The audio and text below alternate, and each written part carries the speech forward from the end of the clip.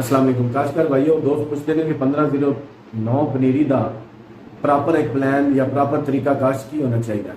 सब तो पहले जी 5 किलो बीज फी एकड़ तजवीज़ किया जाता है। 1509 जगह ये वास्ते कितनी चाहिए? तजवीज़ करता जगह है 5 मरले, यानी कि 1 किलो बीज फी मरला। लेकिन प्रैक्टिस लोग की कर रहे हैं 4 मरले भी 5 किलो बीज 4 मरले भी पा देंगे ने, 3 मरले भी पा देंगे ने।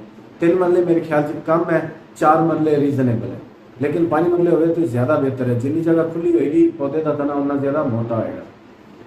बीज लै लेना 5 किलो बीज लैके सेबे वाली बोरी के विच पाओ, उन्होंने उपरों टूटी चला दो या किसी तरीके नाल सारे बीज में भिगो लो। शाम के वक्त बीज में भिगो लिया, उस तो बाद जिब्रेलिक एसिड की 1 गोली लैके उन्होंने पानी के विच हल कर लेना। पानी के विच हल करके वो पानी जो जिब्रेलिक एसिड वाला है वो भी उनके उपर गिरा देना। गिराना इस तरीके नाल है कि ये पानी सारा जो सारे बीज में एक दफ़ा टच कर दिया।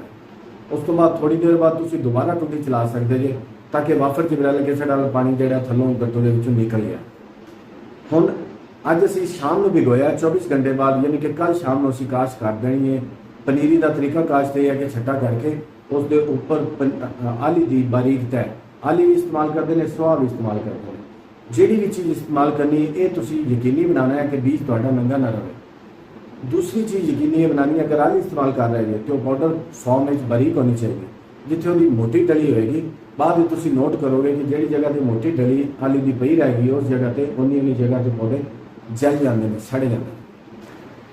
इस तो बाद तुसीं जिस वक्त 2-3 इंच का पौधा हो जाए मोनोमी हाइपो जी 1 किलो फी मरला छट्टा कर देना। यदि डोज ज़्यादा छट्टा करवा रहे हैं उसकी वजह यह है कि पनीरी अगर साड़ी बीमारी तो पाक होएगी तो बाद जो दानेदार का खर्चा है वो थोड़ा बचत हो जाएगा। ग्रोथ अगर नॉर्मल जा रही है तो यूरिया की कोई ज़रूरत नहीं। अगर ग्रोथ वेखो थोड़ी जी नोट करो कम है तो फिर यूरिया हल करके पाना, हल करके पाना। बार बार कह रहे हैं छट्टा नहीं करना, हल करके यूरिया फ्लड कर देना। यूरिया की तादाद नॉर्मल है, रफ एस्टीमेट है, वो वास्ते जरूरी नहीं 1 किलो फी मरला, 2 किलो फी मरला, 3 किलो फी मरला, जिन्नी भी तुम चाहते जे, लेकिन पानी में हल करके लगानी है। कई दोस्त की करते हैं छट्टा कर देंगे ने, छट्टा करके उपरों पानी लगाते हैं, उनकी वजह तो फिर गर्मी ज़्यादा है तो ये अमोनीया गैस बन जाती है यूरिया, और अमोनीया गैस ब्लीचिंग एजेंट के तौर पर काम करता है, वो पौधों को डैमेज करता है। ये पनीरी का तरीका काश्त है। अगर ग्रोथ थोड़ी पनीरी की कम हो, देखो कि वक्त पूरा हो रहा है, ग्रोथ कम है, NPK जोड़ा है NPK 1 किलो का पैक होता है, उन्हें तुम उस हिसाब नाल मरलियां से डिवाइड कर लेना, उसकी डोज बना लेनी।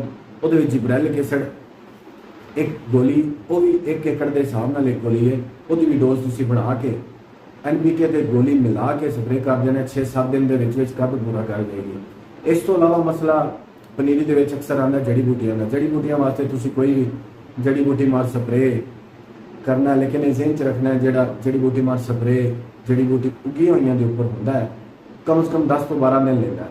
लिहाजा जड़ी बूटियां का स्प्रे तुम 10-12 दिन पहले, यानी जिस दिन शिफ्ट करनी है, तो पता है कि महीने की शिफ्ट करनी है, कम से कम 15 दिन तो लेट नहीं करना। जड़ी बूटी मार स्प्रे 10-15 दिन तो हो जाना चाहिए। अस्सलाम वालेकुम।